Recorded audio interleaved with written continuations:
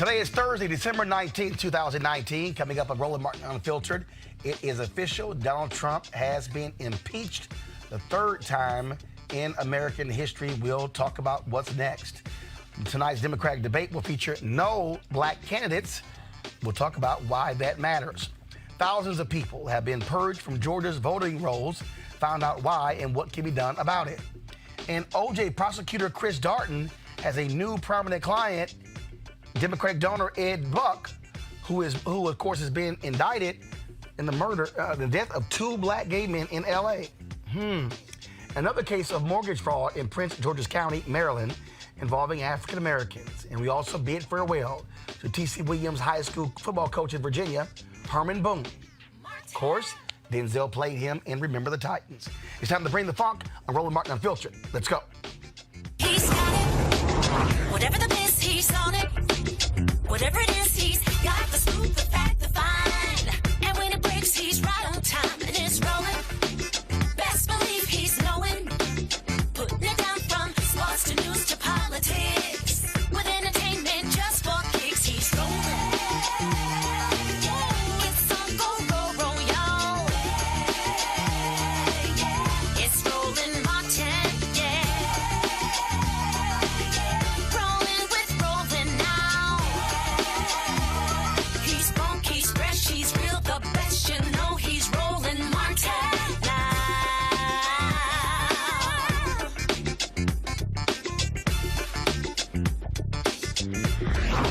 Martin!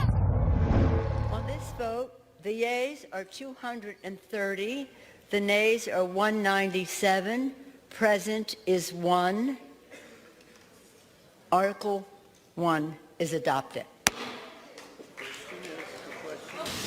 On this vote, the yeas are 229, the nays are 198, present is 1. Article 2 is adopted. Mark it down. A little after 8:30 p.m. Eastern on December 18th, 2019, Donald Trump became the third American president impeached. That's right. It all happened as a result of him seeking out a foreign entity to help bring down a political rival. Now, of course, Republicans did all they could to try to stop it from happening, but the reality is Donald Trump, as Nancy Pelosi predicted, impeached himself. Now, Pelosi says she will wait to send it over to the Senate because Mitch McConnell hasn't gotten his stuff together. Madam Speaker, do you view the House's role in this as complete now, or are there steps you might take to try to ensure, as the chairman suggested, a more fair trial in the Senate? You mean more fair trial than they're contemplating? Because we had a very fair process in the House of Representatives. I would yield to our... let me just put it another way. We have legislation approved by the Rules Committee that will enable us to decide how we will send over the articles of impeachment. We cannot name managers until we see what the process is on the Senate side, and I would hope that that will be soon, as we did with our legislation, our Resolution 660, to describe what the process would be. So far, we haven't seen anything that looks fair to us, so hopefully it will be fair, and when we see what that is, we'll send our managers. Today, Pelosi held a news conference where she was asked, of course, about what took place last night. She pretty much said she doesn't give a damn what Republicans think. Risk, as some Republicans have said, of looking like you're playing games with impeachment if you hold on to these articles for too long. I said what I was going to say, Nancy. When we bring the bill, which is, just so you know, there's a bill made in order by the Rules Committee that we can call up at any time in order to send it over to the Senate and to have the provisions in there to pay for the impeachment. And then the next step, the whatever you want to call it, the trial. That is where you put the managers. I was not prepared to put the managers in that bill yet because we don't know the arena that we are in. frankly, I don't care what the Republicans say. Any other questions? Not on this subject. I've said this is it. I honored Nancy. You run the risk, as some Republicans have said, of looking like you're playing games with impeachment if you hold on. So it's interesting, Nancy Pelosi makes it perfectly clear that she's not going to play games with Mitch McConnell. Let's go to our panel right now. Dr. Greg Carr, Chair, Department of Afro-American Studies, Howard University. Also with us is Melanie Campbell, of course, she with the Black Women's Roundtable, and Michael Brown, former Vice Chair, DNC Finance Committee. Melanie, I want to start with you. Folks talk about Nancy Pelosi. She did not want last night to happen. Right. She held off for a very long time, but she managed this process in a way where, look, she's got the Republicans trying to figure out what the hell she's going to do next. Well, I think that Nancy Pelosi is the leader that was needed in this moment in history. She's boss. She's boss lady. But she's following the process. She's been really clear. It's been about the Constitution. It's been growing up in this country where all the white folks I grew up around talk about how the flag and how important it is to follow the rule of the law and all these kind of things, but only as it pertains to everybody else. And so it was a sad moment, you know, to watch it, because I've lived long enough to know that this was extremely serious what happened last night, but the president made sure that he was impeached. So she just had to do what her oath of office required her to do, and that's uphold the Constitution. Greg Carr, and do it for the American people. Greg Carr, Democrats wanted her to impeach him after the Mueller report. She said no. I remember the comment she made, he is going to impeach himself. And he kept going, and he kept going, and he kept going, and he did. And people don't realize it was that phone call in September. And then first when the whistleblower came forward, Adam Schiff calls out the director of national intelligence. That's how this all came about. Donald Trump's actions caused last night. They absolutely did. And the GOP has dropped all pretenses. That's why I think, as far as news and commentary is concerned, this is really the only place to have an intelligent conversation about this. I'm sitting next to a sister who has been part of a coalition who has been doing political analysis for a long time, and I need to go back and look at the Black Women's Roundtable and go, what have we been saying? What you've been saying? We've been trying to tell y'all this. There were only 2 articles yesterday that were approved, and only 3 Democrats, well, I guess 2 if you count this cat from New Jersey who's going to try to run on a Republican ticket, switched sides. Let's leave Tulsi Gabbard aside for a second. But there were only 2. The 10th article of impeachment for Andrew Johnson was for him saying that America's a white man's country, and as long as I'm president, it's going to remain a white man's government. That was the 10th article of impeachment in 1866 for him. And what did McConnell do today?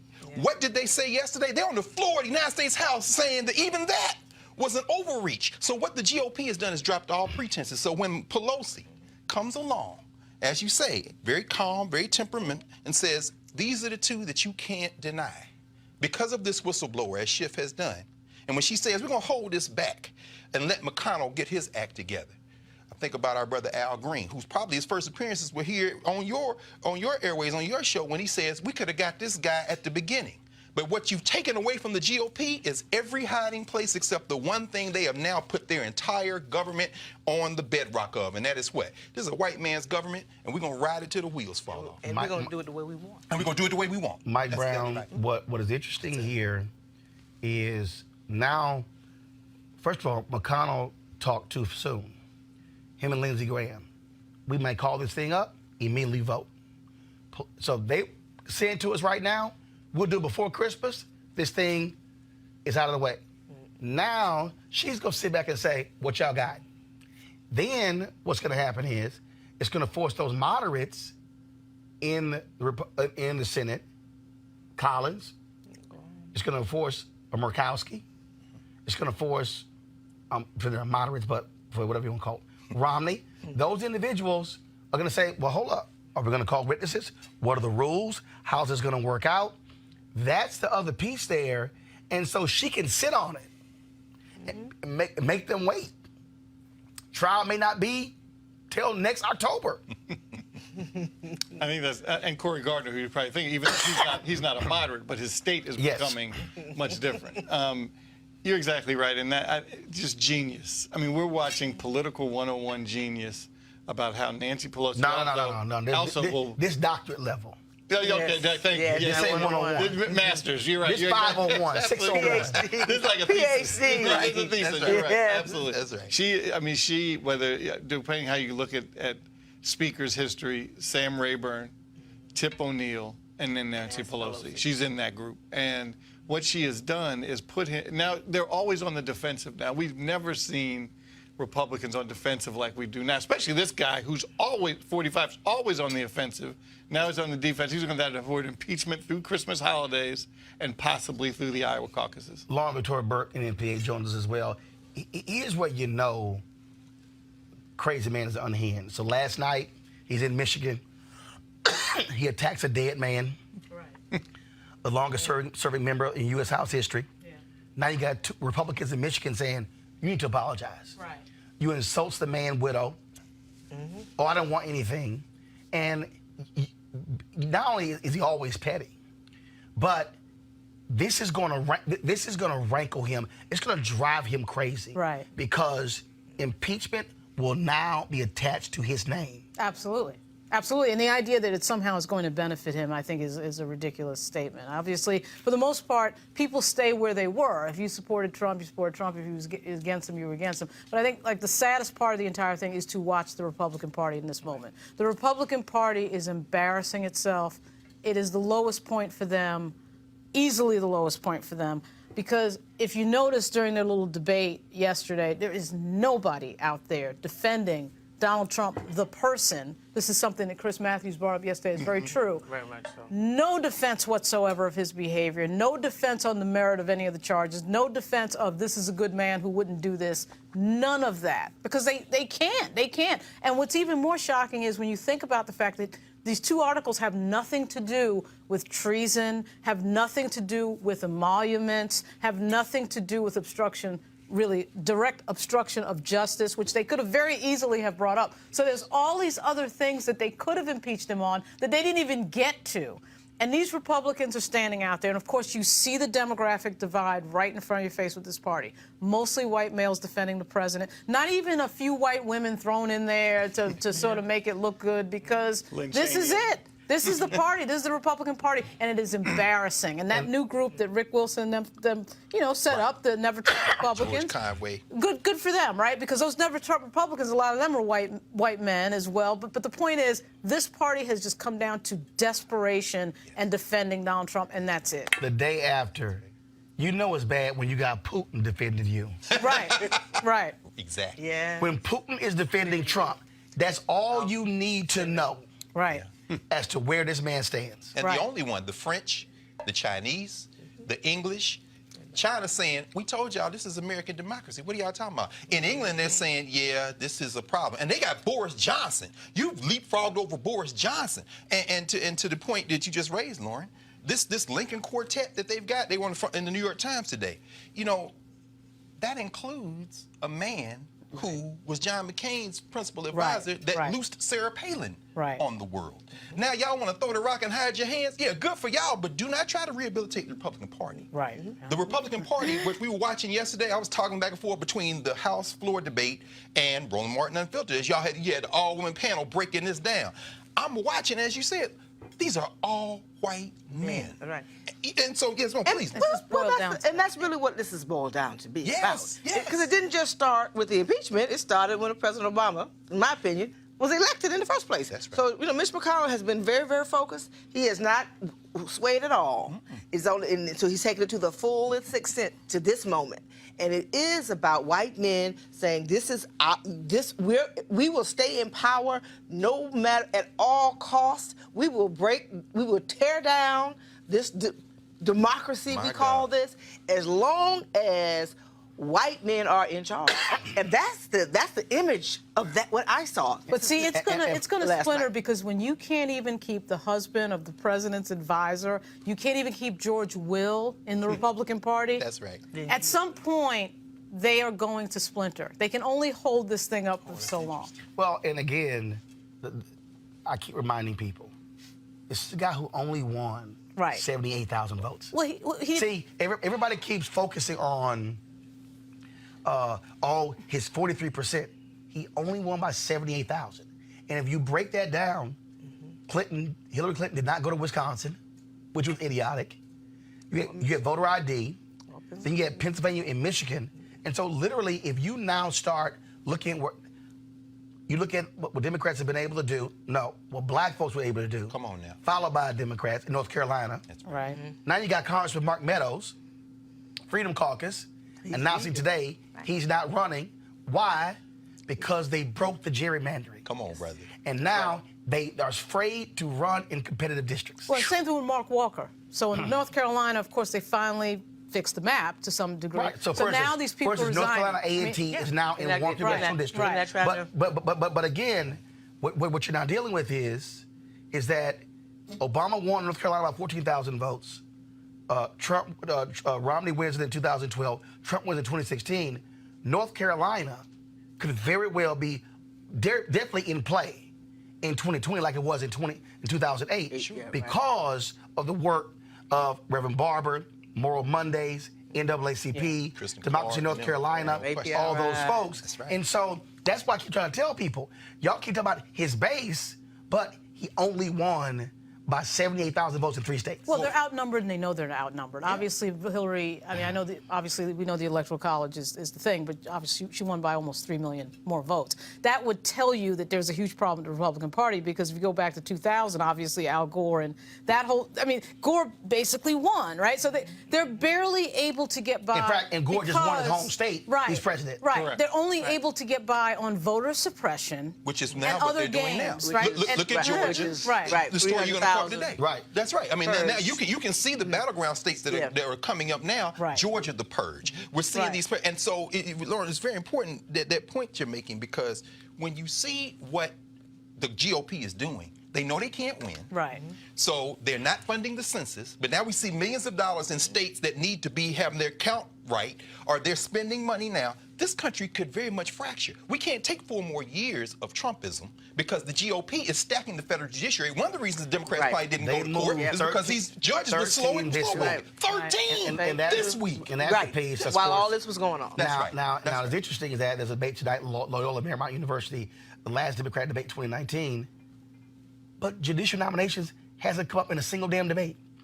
There'll be no black candidates on stage tonight. We talked about this last night, Melanie, and we have to deal with this in reality. If you study 1972 to present day, black folks have rarely gotten behind black candidates. Right. That's true. That's true. And we're strategic with our vote. We are. We don't just vote for you because of your color. Right. We vote for you because are you going to address our issues? And they can play with it all they want to. And so I keep saying to the Democratic Party, look, I was in the room the other day with some of my white sisters, right? Just having a conversation, and they brought up the 53% again. I'm like, y'all got to fix that. That's on y'all. Y'all got to fix that. Yes. But the burden of saying that black women have to carry it, and of course, more brothers voting the right way. Yes. Y'all gonna make that happen in 2020. Absolutely. Right? But it's real simple. Yes. All right? Yes. We help you. No question. But right now, But Trump has an approval rating of 42% among white women. If 42% of white women support Donald Trump in 2020, a drop of 11%, he's toast. Right. White women, that's on y'all. Don't come holler at us. That's on y'all. So I need all your white women to get together in y'all little groups. Don't come talk to us. Because it is about conversation, and that was my thing. You've got to talk to your cousins. You've got to talk to your relatives. You've got to, if you believe that this thing needs to change and that you believe your issue is not just to make sure white people stay in power, white men stay in power, your sons stay in power, and you want to see your daughters have more opportunity, then that's on you, respectfully. And then Roland, in the Democratic Party, not having a diverse imagery is problematic. And so to be able to just stay with a process that you end up finding out before you had the first vote, that you're looking, and then your asset, you're holding on the process. Chairman as opposed to what is your asset. Chairman Perez. They need to change that by January. When he set up the process, several months ago, he should have held 2 at-larges in his pocket. So you have the criteria, and let's say it's however many people, 7 people, oh, and there are 2 at-larges. And it'll be Senator Booker and whoever else you want. Well, here's the deal, though. At-larges. Why? Then you have some.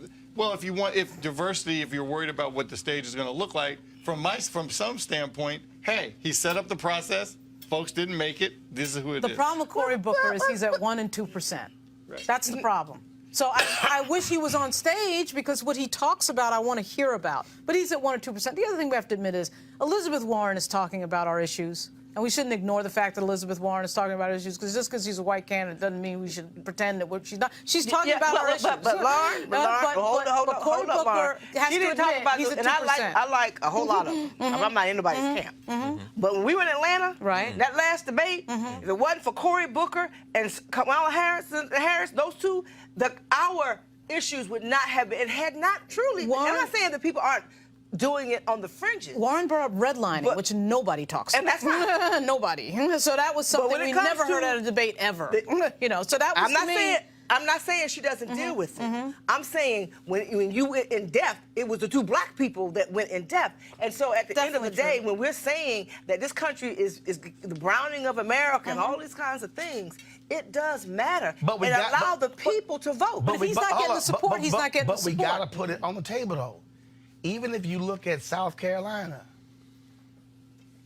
the 4 minority candidates were below 5%. And black people will be more than half of the folks voting in that primary. Well, here's what I think it really behooves us to listen to the folks who have studied this. That's why I turned to all 3 of these folks here and I asked. And yourself. Well, no, but for me, different. I mean, because working on the ground and then being part of the Democratic Party apparatus. Now think about Jackson in '88.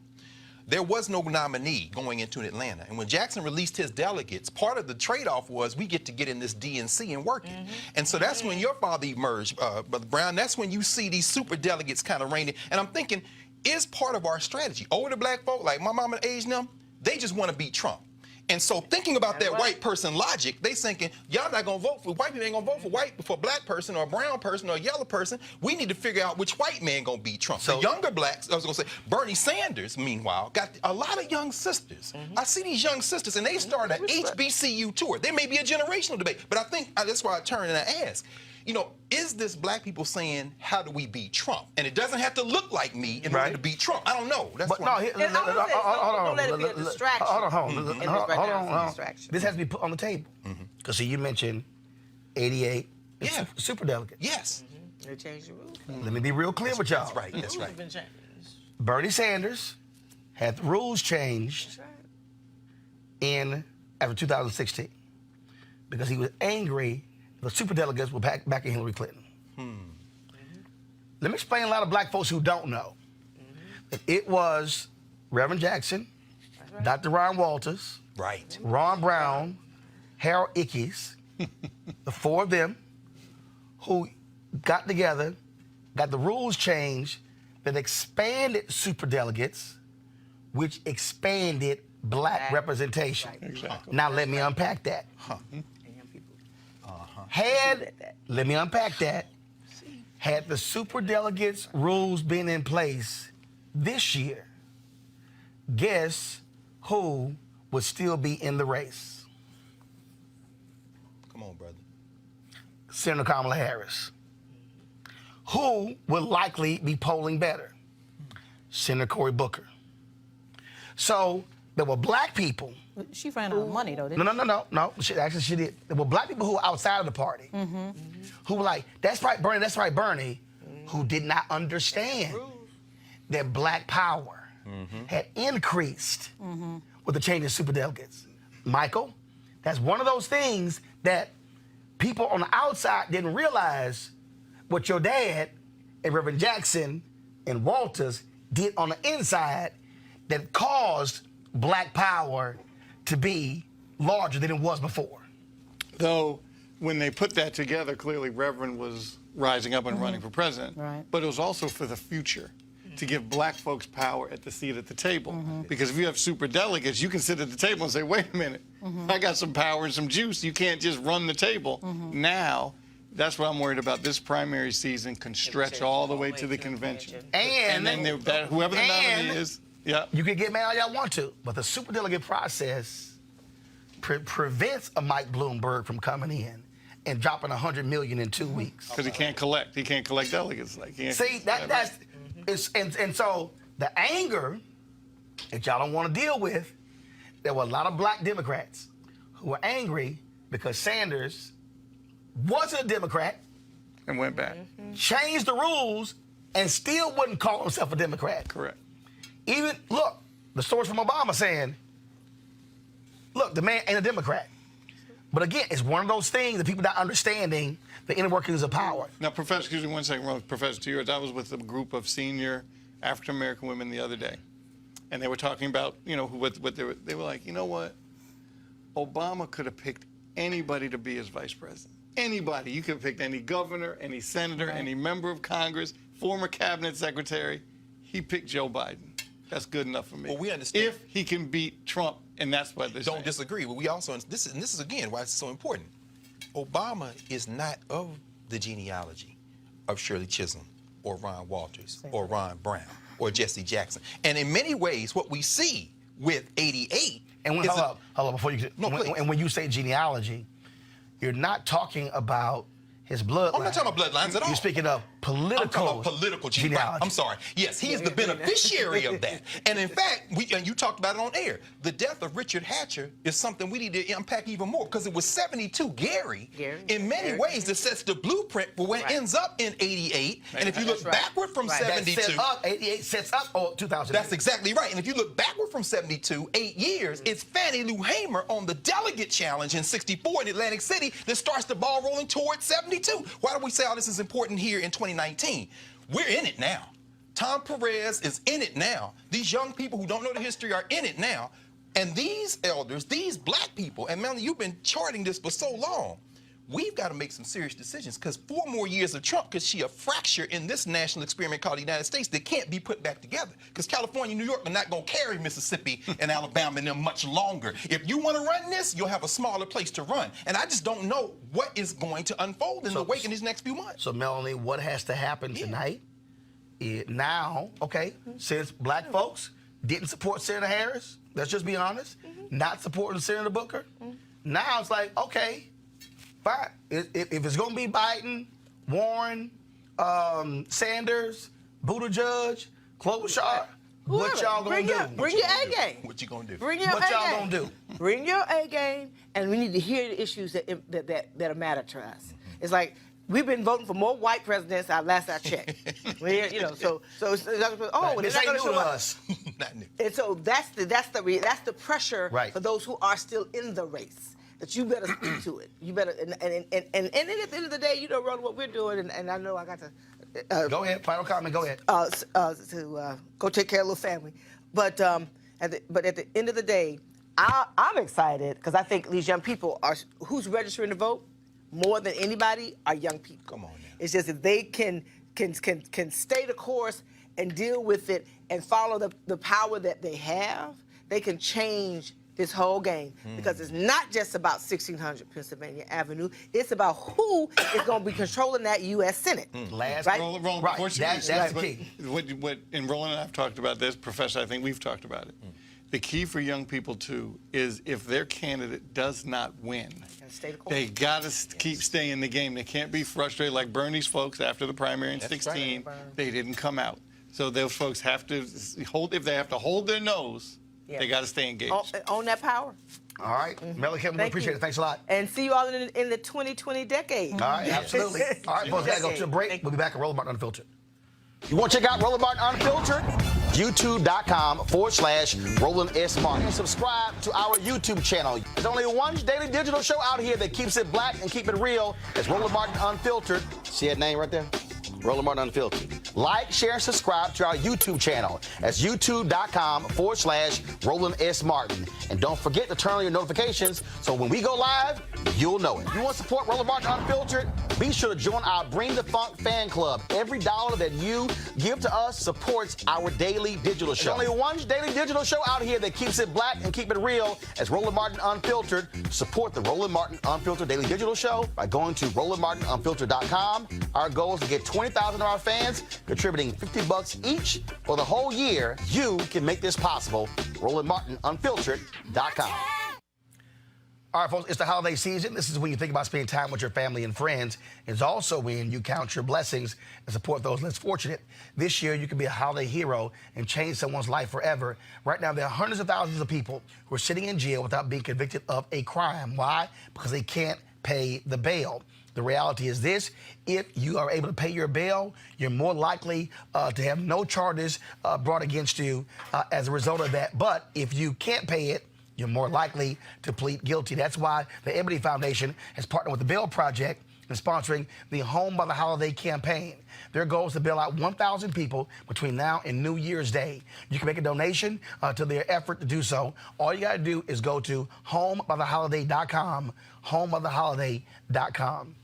All right, folks, let's talk about the story out of Los Angeles where Chris Darden, best known for prosecuting O.J. Simpson, is now representing Ed Buck, the Democratic donor, accused of supplying fatal doses of narcotics to two black men who died in his West Hollywood apartment. Buck allegedly lured poor and vulnerable men to his apartment with promises of party and play, meaning sex and drug use in exchange for money. He then injected them with doses of methamphetamine and led to 10 of them overdosing, causing the deaths of two men, both who were black. But here's what here's a piece. Unbelievable. If you get indicted, you're gonna hire a lawyer. Right. Is it a big deal that Chris Darden taking the case? Yes. Why? Because you've got to be careful when you have a client-based business whose case you take, because, frankly, your branding is wrapped up in that question. And when you take the case of somebody accused of what he's accused of, obviously this is alleged, innocent until proven guilty, due process, I totally believe in that.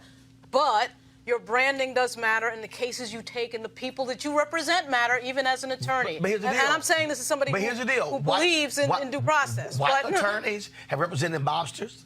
They they represented all kinds of different people. They have been celebrated as celebrity lawyers. Yeah, and he prosecuted the O.J. No. Right? So let's be real about where. But I'm still asking the question, Greg and Mike. Simple. Okay, white attorneys take cases all the time. Yeah. People don't question their whiteness. Oh, you shouldn't do it. And they are held up as these great lawyers. Well, because whiteness is the default position for humanity in this country. So, of course, their whiteness won't be challenged. But, and as you say, Lauren, I mean, here's a man who prosecuted O.J. Now, in black communities, we're saying, O.J. maybe did it, maybe didn't. But you're looking at Chris Darden like, you the police. Right. Now he's in private practice. And like you said, Lauren, he's got a client-based community. But whether it's Chris Darden as an attorney, whether it's Will Hurd, who gave this mumbling thing yesterday and then voted not to impeach Trump, or whether it's going to be Senator Tim Scott in South Carolina. When it comes to black folk, when we see you and we say you black, we expect you to behave politically the way you present phenotypically. And that simply is not the case in the United States. And you're telling me of all the cases you can take with all these guys represented by the Innocence Project and these three guys who just got out in Baltimore, he takes that case? I mean, see, when you're an attorney, you have a vast degree of decisions you can make about what type of clients you can have. But here's the piece, though. That's right. If someone is coming to you and they're paying, again, though. There are other people out there that need representation. But here's the question, though, Mike. If an attorney not named Chris Darden took this case, are we discussing this? Is it a big deal? Probably not. I mean, clearly, and I've been fortunate enough to have been in law firms, and the standard with black folks is obviously different than your white counterparts. So the standard's always going to be different. I'll give an example. There was an unnamed particular Arab country that wanted to be represented at a particular firm. Some black folks were bringing it in, and the senior partner said, of course I'm not saying any names, senior partner said, just keep in mind, if you do that, it could impact some of our Jewish clients. Interesting. And so just keep that in mind. They better pay you enough that, hey, I don't even know if you'll be able to work on other projects, and this could be it. So I don't know if the same conversation would have happened with a white colleague. I don't know. I'm not saying any names, You of think course. Buck is paying him, given what you've just said, there is an X factor involved, isn't there? What does his client base look like right now? And is Buck written a check big enough for him to hold his Okay, nose? so flip this. So flip this. Ed Buck, white Democratic donor, indicted, supplying drugs, did for two black gay men. Okay, so do we say the same thing if a black woman is representing R. Kelly. Ooh. If a black woman, there were people who were mad at Monique Presley for being one of the attorneys representing Bill Cosby. Sure. Okay, so what? If a white woman was representing Bill Cosby, in fact, a white woman didn't have the same criticism. No, of course not. So what are we actually saying to black attorneys? We're saying that We're going to decide who you get to represent? we're saying that intersectionality is a nice academic construct and a fiction.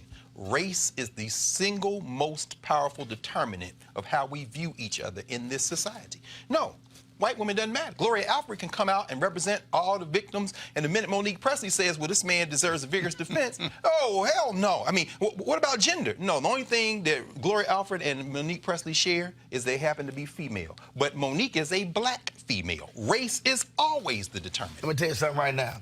If my ass in trouble, I'm going to try to hire the best damn person I can.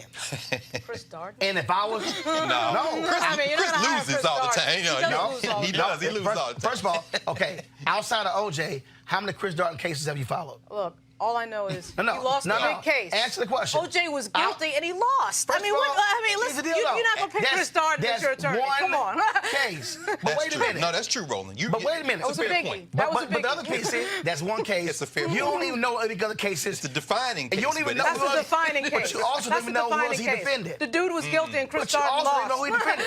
And here's the other deal. The guy who allegedly killed Nipsey Hussle, Yeah. they hired Chris Darden. Yeah, they did. Black folks said, you can represent him. Now what we saying here, now hold up. So Darden can't represent a black man who allegedly killed Nipsey Hussle. Mm-hmm. Now he can't represent a white man who allegedly killed two black gay men. Well, who the hell can he represent? It's the politics of race. I mean, it's the I politics of don't race. Of know course that it- it's just race. No, but it's Because not we just race. we just but- watched Pete Buttigieg. People demanded that he give the money back from the firm, from the attorneys of the firm, Yeah. representing a Me Too case, which was Kavanaugh. Yeah. Oh, well, you need to give that money No. back. No, All right. Now, obviously, it's going to be he gave it, disproportionately but on us. but the first one, But let's he be had to real. get the money back for the lawyer who worked to not release the LaQuan McDonald tape. Mm-hmm. That was race. Mm-hmm. Absolutely. Well, Absolutely. wait a minute. Can we just skip over the example I just gave? No, that no, wasn't. no. I mean, like what? No. I need y'all to answer my question. He couldn't represent the black man who allegedly killed Nipsey Hussle. Now he can't represent Ed Buck. Okay, who can he represent? You are who. You People live that in a black branding people- world. You are Right. a lot of times who you represent. Who can he represent? No question. He should be able to What do you mean, represent. who can he represent? should He be able just to represent represented who- three people He that should we be able know to of. represent who he wants to represent. Now, in the OJ case, he also lost to a better black lawyer. And that's Right. the issue. How about For that? black people, nothing about the That's law. right. It was like, Lots this of black dude black is with us, and that black dude with the police. So, yeah. There's not a single person watching right now. If it was your ass was on the line, You would not. you Chris Darden. would sit here and say, I'm gonna try to get the best person who I can get with my money. And that would not be Chris Darden, And guess what? Roland. You don't care what I think, I take Scott Lauren think, Greg think, Mike think. You're gonna tell all of us to kiss your ass because you're trying to stay out of jail. That's true. It's simple as I'll that. bet you Chris Darden is the only attorney that guy could get. How about that? All right. I'll bet you he has trouble finding an attorney to defend him in that case. Interesting. Because a lot of people won't just Hold up. First of all, defense Hold up, attorneys hold right up. there are hard First to of find. all, we don't even know that.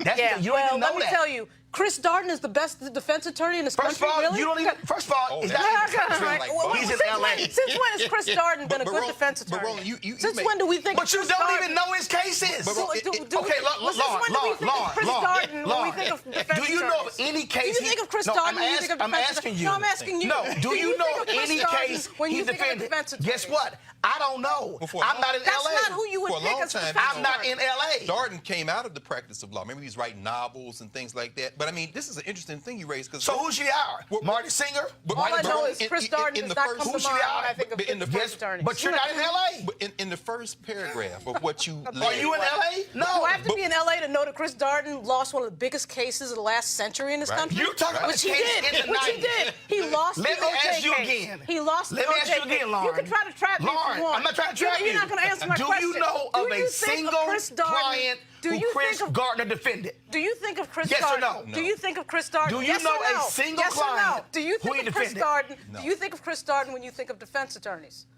First of all, The answer's Chris no. Darden. No. The answer's no. Here's the deal. First of all, let's be real clear. So my answer for you let is- me answer my again. answer for you is let me no. answer So again. are both I don't answers are know. no? I don't know of a single defense client he's represented.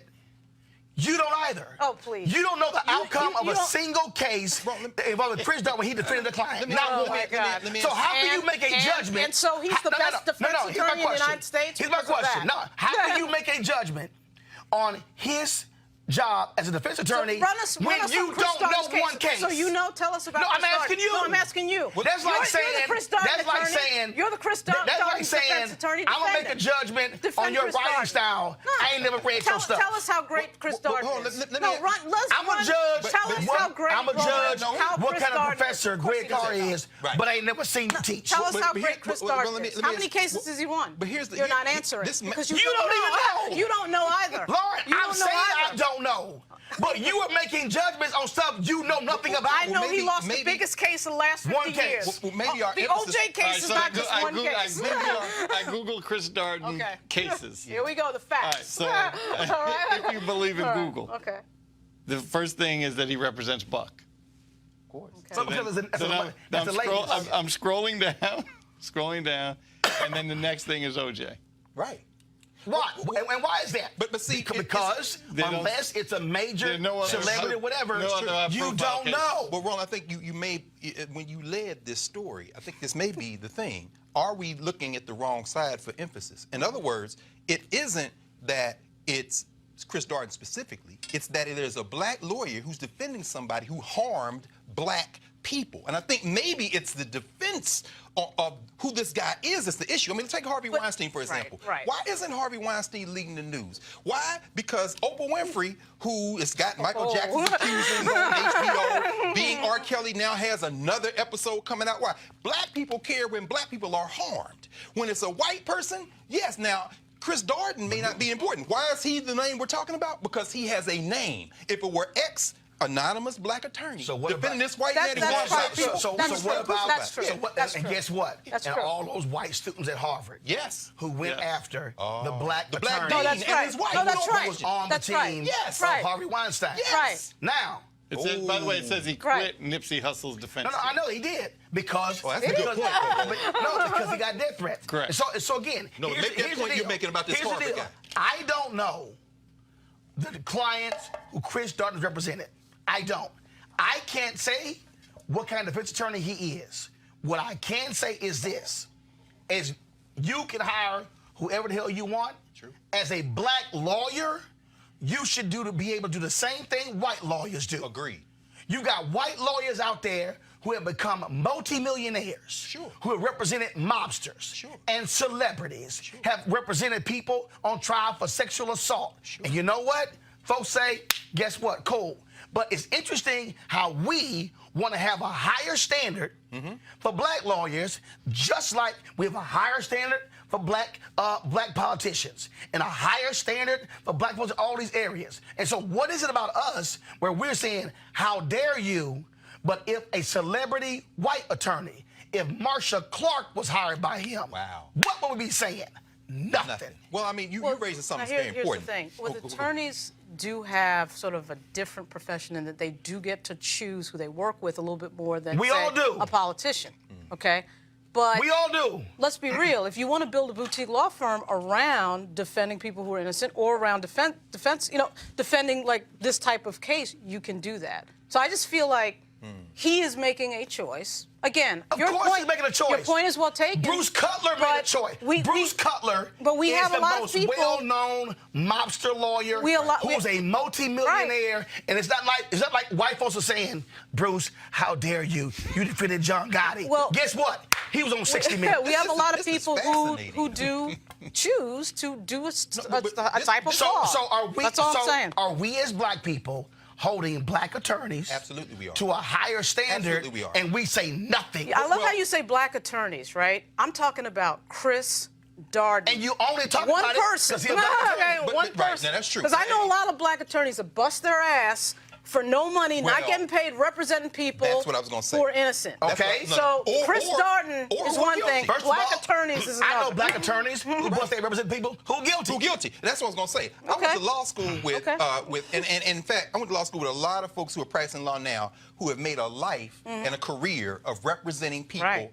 black women and men who are near indigent or Right. indigent, Right. who may have been hustling weed, Right. herb, may have been, in other Right. words, who may be technically guilty. Right. But I do think the point you're raising is very important. Yes, we hold our people absolutely. to a higher We standard. do. That's the a yes. question I have, and I've never heard you say that we shouldn't hold that high standard. The challenge is that we don't hold other people to the same high standard. We hold our people, and therein lies the difference between how black people have navigated this criminal enterprise called the United States and the way other people have navigated, because they don't care. And it's the same damn thing I say when black people will watch some trash-ass reality shows Yes, sir. on Bravo and but if TV1 put it on, Yes, sir. and BET put it on, Yes, we'll shut it down. That's right. So the point is this here.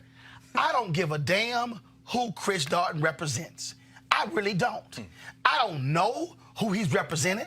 I don't know what his one-loss record is. What I'm not going to do is say he's not a good lawyer because of one case, OJ. Because guess what? If Marsha Clark got hired, folks wouldn't be saying a damn thing. You know why? Because a white woman would get the pass. That's right. But we are saying, he black, he shouldn't. I say torch them both. I'm telling you right now, when you got to hire your ass a lawyer, you don't care what nobody outside think. Oh, That's the reality. Let's talk about Georgia, folks. Secretary of State has removed hundreds of thousands of registered voters that were classified as inactive from its voting rolls, even though there was a legal challenge from a voting rights group to block the purge of a portion of the names. Fair Fight Action, a voting rights organization founded by Stacey Abrams, filed an emergency motion in federal court on Monday, challenging the removal of a portion of the list. U.S. District Judge Steve Jones denied that motion. Here's the deal. Supreme Court ruled in the Ohio case that this is legal. They did. And it was a white man in Ohio That's right. who filed that. That's right. And so this is one of those things where what people who believe in voting are going to have to do, we all have access to the list. The list has the names of the people, has the addresses. What we're going to have to do, and I do this all the time, I register every year. Y'all ain't saying I moved. That's interesting. That's interesting. We're going to have to, it's going to have to be a process to where you are constantly being registered because they're going to play these games. That actually is not a bad tactic, Roland, because, I mean, this again, which is why when you're replacing the federal bench, this is where the war is going to be fought in the next 20 years. 50. Stacey Abrams should be the governor of Georgia because Brian Kemp stole the election by being the Secretary of State and engaging in this behavior. They now realize that Georgia is a battleground state. They're trying to get ahead of this 2020 vote. And so that actually is not a bad idea. Black folks, register every year. So, And take this off the page. don't assume. Yeah. Look, Yeah. it's a card. Yeah. Fill it out. There you go. Wow. When you register, re-register your car, it's automatic. You could do that. And these are defensive on the suppression issues. Also, when you go to vote, and if there's some confusion, you have every right to ask for a provisional ballot.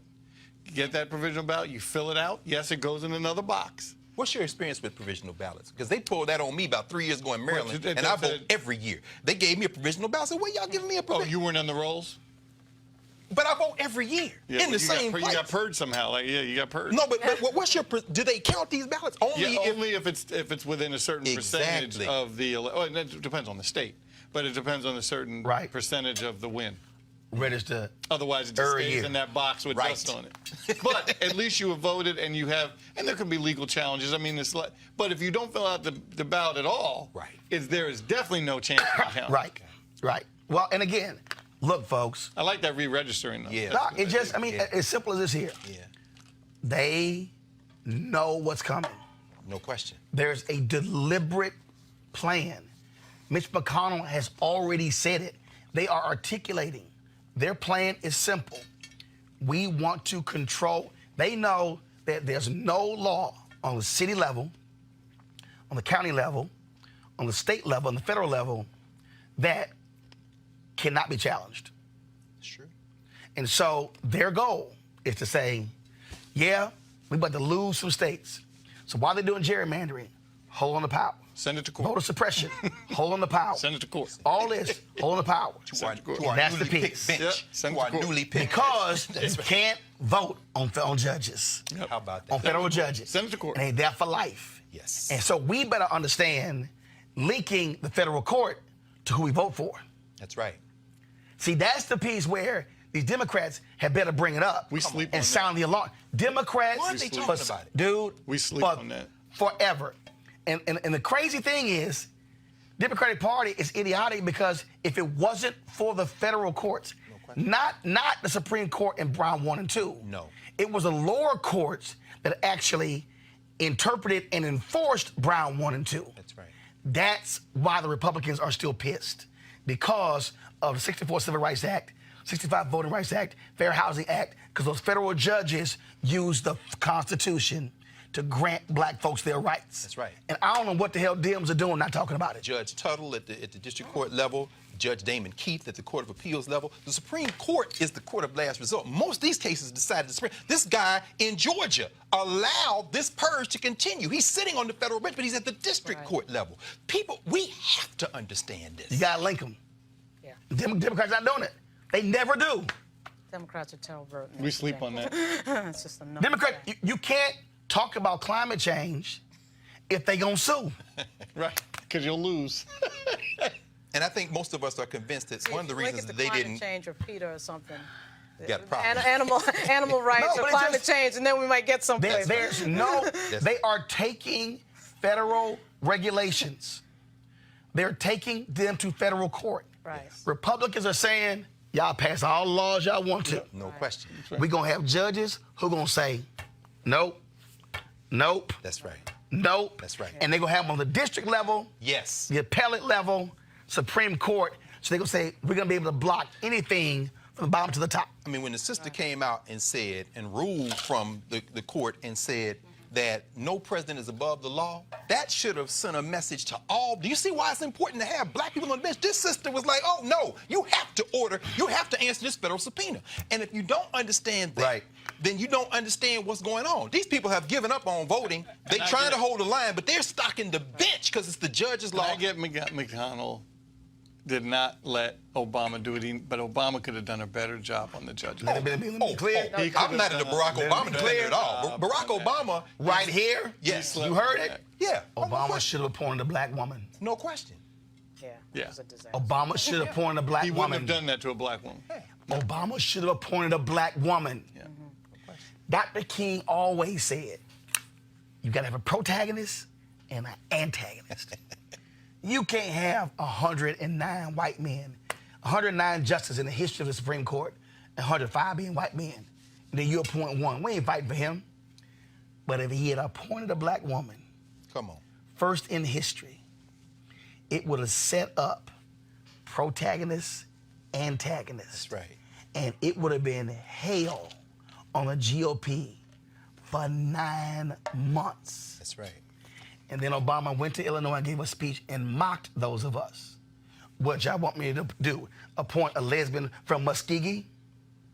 Go look it up. He did. That's right. Was one of the biggest mistakes he ever made. That's right. And I still believe, had he appointed a black woman, that would have been a major motivating factor for a lot of people in voting in 2016. You know the tragedy about this, Roland?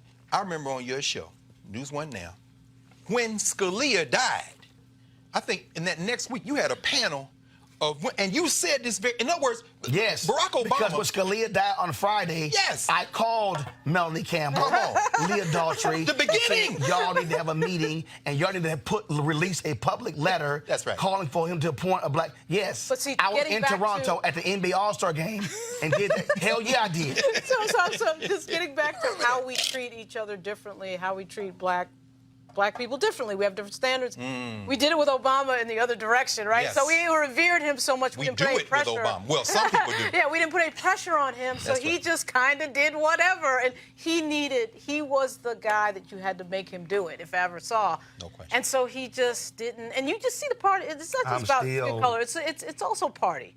Like the Republicans get in power, they understand how to wield power, they understand what power is, and they don't care exert about it. being nice. I'm No, they still don't. not happy. No, they All right, don't. y'all. 2 women are alleged that don't. they were victims of mortgage fraud in Prince George's County, Maryland. The scheme was used by the same man in both cases. Patricia Duckett said a friend referred her to William Whalen after she lost one of her 2 jobs and knew she needed to reduce her mortgage payments. Duckett said Whalen told her he was an attorney and she paid him more than $7 grand to refinance her mortgage.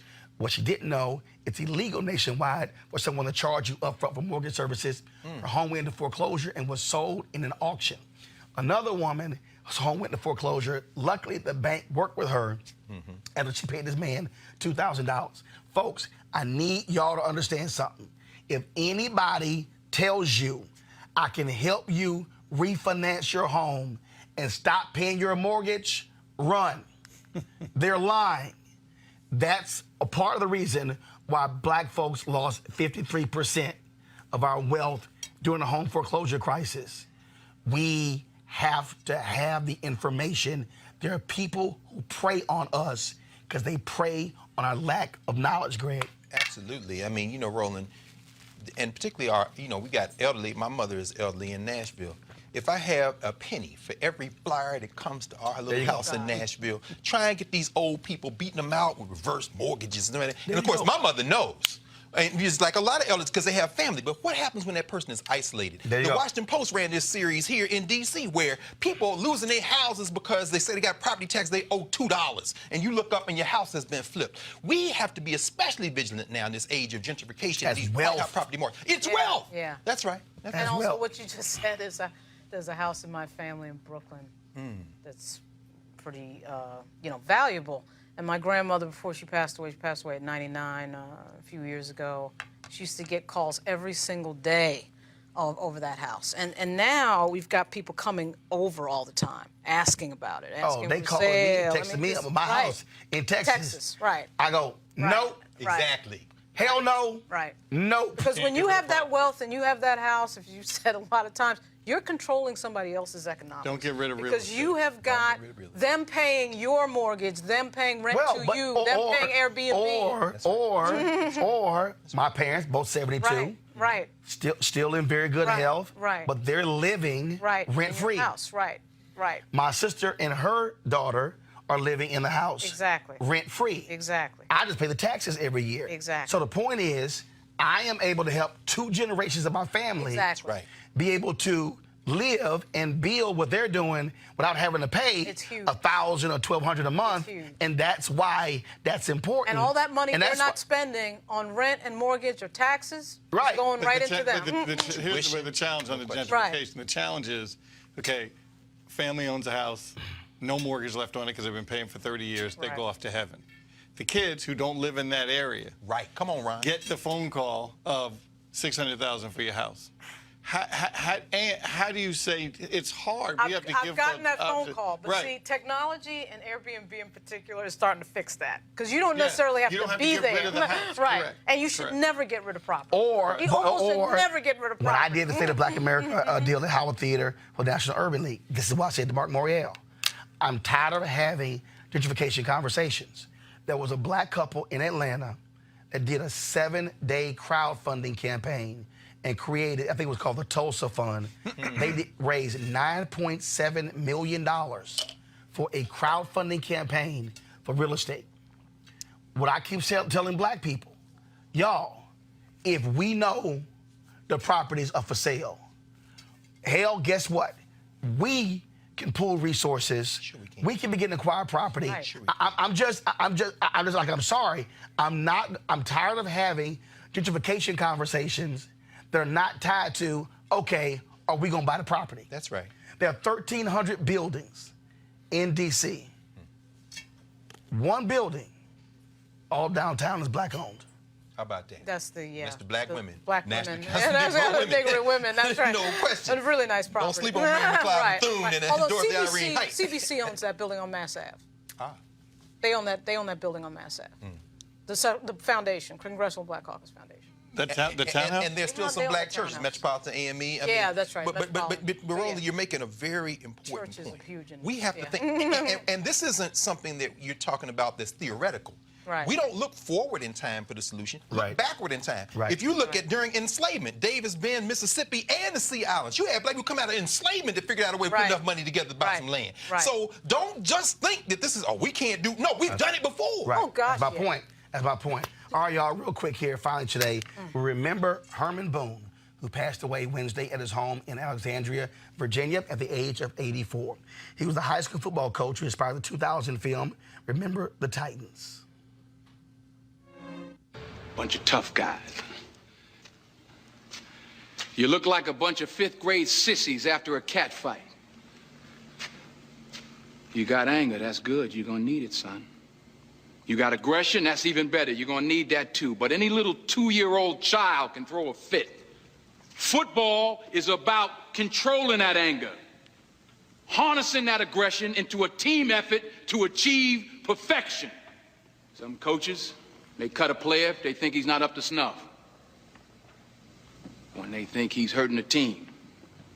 This is a public school program. I will never, ever cut a player who comes out to play for me. But when you put that uniform on, that Titan uniform, you better come to work.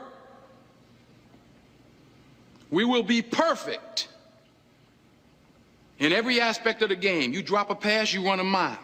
You miss a blocking assignment, you run a mile. You fumble the football, and I will break my foot off in your John Brown hind parts. And then you will run a mile. Perfection. And folks, he was one of the speakers at APB, Speakers Bureau here, and here's what they have on their YouTube channel with Herman Boone. What happened to the team's coach after the movie was over? Here, the rest of the story. It was the end to a perfect season. But this game was about more than just football. For the T.C. Williams Titans, it was a victory for social change. That was the end of the movie. But what's the rest of the story? Whatever happened to the Titans and their coach Herman Boone, played by actor Denzel Washington? I'm in touch with them every single day. Every single day I get an email from one or two of them. Herman Boone continued coaching for 9 more seasons and never had a losing team. But in 1981, he left coaching, burnt out from all the pressure. Boone was only 46. Coaching at T.C. Williams is not an easy job. You're going to have to win. And the stress and the pressures put on you there are just terrific. The Titans continue to be a force in football, but in the late 1980s and 90s, the program slipped. Emphasis started to be placed on other areas. Girls athletics, soccer, and other non-revenue making sports began to take the spotlight. You can tell whoever threw this brick through my window, they can come visit me anytime. While the movie captured the racial tensions of the early 70s, today T.C. Williams is a model of ethnic diversity. We don't have a racial situation there now. We've been able to attract kids from over 84 nations, and I marvel in the fact of how well they get along. It's a message that Herman Boone emphasizes when he speaks to schools across the country. You pick this ball up, you run every one of them. Now 73. Herman Boone admits he isn't the same hard-driving fanatic portrayed in the movie, but he does have one demand that he absolutely insists upon. I've had about 20 different artists recording to play all day long at my funeral, my way. I stood tall. I took the blows, and I did it my way. Herman Boone survived by his wife and 3 daughters. He probably left us with that phrase, "Are you, son, are you outside your mind?" All right, folks, I've got to go. I got to catch a plane. I'm headed to Accra, Ghana. We're going to be, of course, in 3 cities. I got a crew there. We're shooting all over the place. And so my sister, so y'all think you just have this shirt here. So I actually had this made up. So you see the back of the shirt. Yes, sir. There it is. What's it on the back? Brother. So The year of return. so y'all see me in Y'all Ghana. see that? Y'all see this shirt here. Yes. Yes. Jamal Brown's like, I got to get one of those. You got to pay for it, Jamal. So, all right, folks, I appreciate it. Y'all have a great Christmas, but I'll see you before then. And we'll be back. My goal is to broadcast from Ghana while there. We'll see what the internet connection is, but that's what our goal is. And so we'll see you guys. All right, y'all take care. How?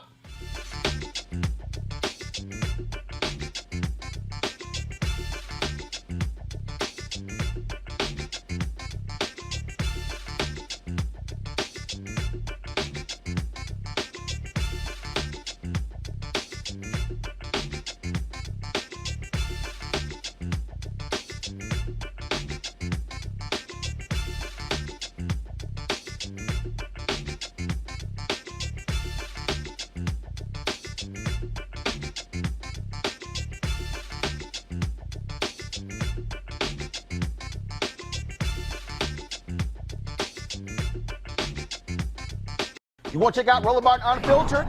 YouTube.com/Roland S. Martin. And subscribe to our YouTube channel. There's only one daily digital show out here that keeps it black and keep it real. It's Roland Martin Unfiltered. See that name right there? Roland Martin Unfiltered. Like, share, and subscribe to our YouTube channel. That's YouTube.com/Roland S. Martin. And don't forget to turn on your notifications so when we go live, you'll know it. You want to support Roland Martin Unfiltered? Be sure to join our Bring the Funk fan club. Every dollar that you give to us supports our daily digital show. There's only one daily digital show out here that keeps it black and keep it real. It's Roland Martin Unfiltered. Support the Roland Martin Unfiltered daily digital show by going to RolandMartinUnfiltered.com. Our goal is to get 20,000 of our fans contributing $50 each for the whole year. You can make this possible. RolandMartinUnfiltered.com. Hey everybody, this is Sherry Shepherd. You're watching Roland Martin Unfiltered, and while he's doing Unfiltered, I'm practicing the wobble. Yes, I am. Because Roland Martin's the one, he will do it backwards, he will do it on the side. He messes everybody up when he gets into the wobble, because he doesn't know how to do it, so he does it backwards. And it just messes me up every single time. So I'm working on it. I got it. You got Roland Martin. Hi, my name is LaToya Luckett, and you're watching Roland Martin Unfiltered. What's going on, everybody? It's your boy Mac Wiles, and you are watching Roland Martin Unfiltered. What's up, y'all? It's Ryan Destiny, and you're watching Roland Martin Unfiltered. What up, Lana Well, and you are watching Roland Martin Unfiltered.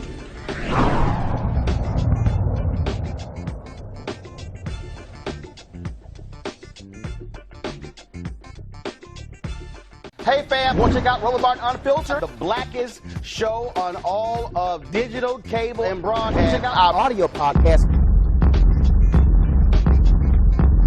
There's only one daily digital show out here that keeps it black and keep it real. It's Roland Martin Unfiltered. Press play.